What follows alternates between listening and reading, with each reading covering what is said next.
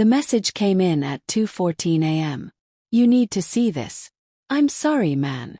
It was from Chris, my neighbor, my drinking buddy on Friday nights, and someone I'd known for over a decade. I rubbed my eyes, half asleep, the glow of my phone burning against the darkness of the bedroom. Emily was beside me, her back turned, her breathing slow and even. The message had a video attached. Clicked it. At first, it was just a shaky recording of a car pulling up outside a downtown hotel. Nothing unusual. Then the camera zoomed in. I saw Emily, my wife of 6 years, step out of the passenger seat. And then him. Daniel, my best friend. He put his hand on her lower back as they walked inside. Close, too close, the kind of touch you reserve for someone you've already claimed. My chest tightened, heat rising to my face. I forced myself to watch until the end. The clip showed them disappearing into the hotel lobby, Daniel's hand brushing against hers like it had done 1,000 times before, but never in my presence. I couldn't breathe. For a long moment I just sat there, the phone heavy in my hands, my pulse pounding in my ears. My wife. And my best friend. The confrontation. The next morning, I acted like nothing had happened. I made coffee. I kissed her cheek. Asked how she slept. She smiled, still wearing that robe I bought her for her birthday, and said, "Like a baby." I wanted to scream.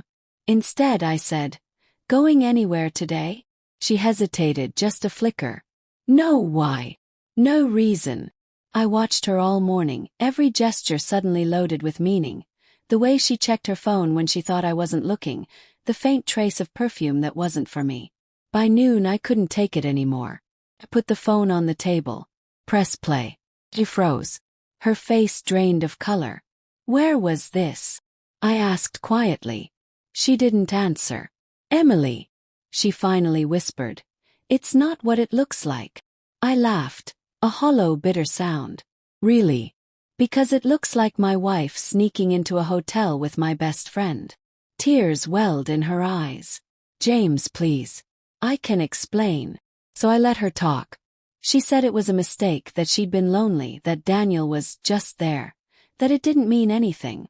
She reached for my hand. Pulled it away. "How long?" She didn't answer. "Wow. Long." Her lips trembled.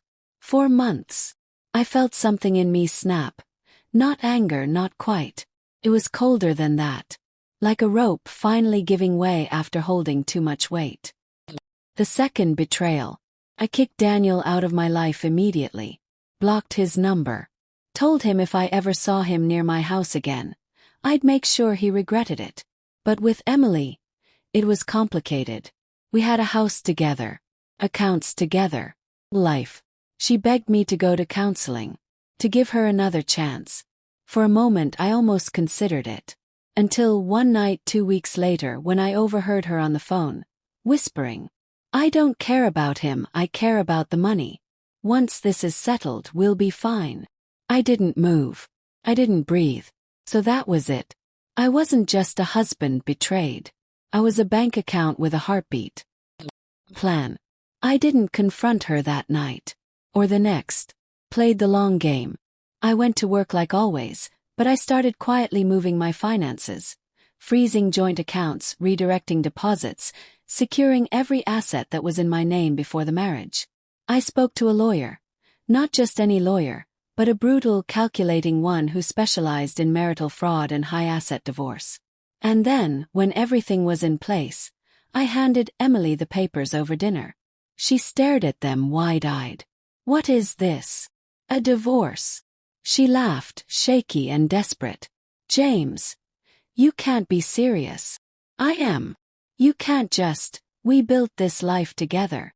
"No, Emily. Built it. You were just decorating the front porch." Her mask cracked then. The tears stopped. Her voice turned sharp, cold. "Fine. I'll take what's mine." I leaned back in my chair. "Good luck with that." The courtroom. She fought. Course she did. Claimed half of everything. Painted herself as the betrayed wife whose husband abandoned her emotionally. But my lawyer had the messages. The video. The financial records. And then came the moment that sealed her fate. The recorded phone call, courtesy of my neighbor, who had overheard her one drunken night bragging to a friend. He doesn't even know I only married him for the money. Daniel said it would be easy, and it was. All I have to do is stick it out for a few more years, and I'm set. The courtroom went dead silent when that played. Emily's face turned the color of ash. She didn't look at me. She didn't look at the judge. She just sat there, her carefully constructed world crumbling like paper in the rain. The judge ruled in my favor on every count.